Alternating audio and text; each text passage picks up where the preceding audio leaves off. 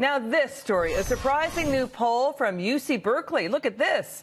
UC Berkeley says 59% of Californians, of people in California, they want illegals deported. President Trump commenting on this border fight with the governor earlier today. The Democrats don't want to approve a wall because they think it's good politically, but it's not.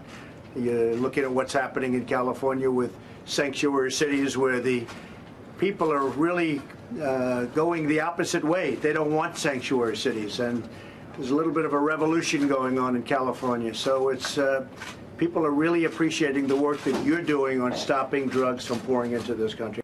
But now look at this. Democrat California Governor Jerry Brown, he's telling the Trump administration, back off. We're going to deal with the border on our terms, on my terms. The governor says he will send 400 National Guard troops. Finally, he's going to send some of them to the border.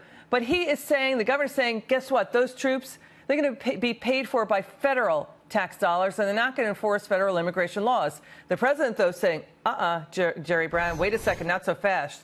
Here's the president's tweet, quote, Governor Jerry Brown, he's going to finally deploy up to 400 National Guard troops, but to do nothing. The crime rate in California is high enough. The federal government will not be paying for Governor Brown's charade. We need border security and action, not words. San Diego County Supervisor, who opposes the California Sanctuary Bill, Kristin Gaspar, is here. Great to see you. Thank you so much for coming on the show. What do you think of this fight between the president and Governor Brown? Well, California has reached a tipping point. You know, public safety has now taken a backseat to Governor Brown's dangerous sanctuary policies. And people in San Diego are saying enough is enough to Governor Brown as well. And it's evidenced by just the outpouring of hundreds and hundreds of emails through my office alone. I want to show you what this looks like. This stack right here keeps growing by hundreds of emails each and every day. These are people in our communities that are saying it's not okay to release criminals back out onto our streets.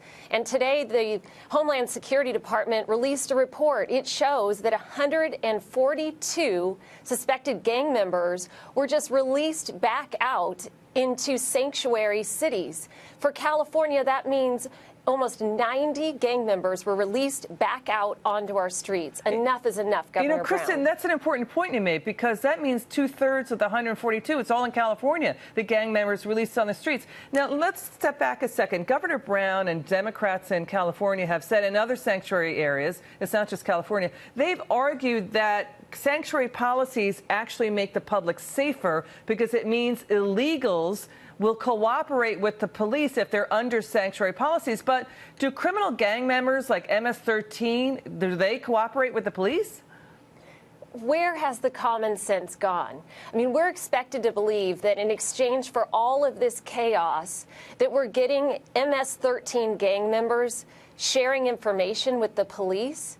Give me a break. This is simply not happening. But what is happening in San Diego, we're talking about human trafficking, weapons trafficking, drug trafficking across our border. And our law enforcement, their hands are just supposed to stay tied if immigration is concerned. We need a collaborative, cooperative environment to keep our citizens safe. And Governor Brown's policies are keeping us from doing that. You know, Kristin, about a month ago, we've been reporting on this problem in California for over a year now. And we were first to break the story that a revolt was coming. Now you have 15 cities in California saying we don't like sanctuary policies. Two counties, York County and Orange County, saying enough. You know, the thing is, Kristin, that 142 number is probably low because local prisons don't let federal authorities in to track these criminal illegals. Does California track the criminal illegals it releases? Well, think about San Diego alone. I've asked for this information. So ICE had holds on 487 criminals. These are not just people who came to the country illegally. These are people who committed crimes that are in our local jail. 284 of those individuals were allowed to just walk back out into San Diego since January alone. Think of that number up and down the state.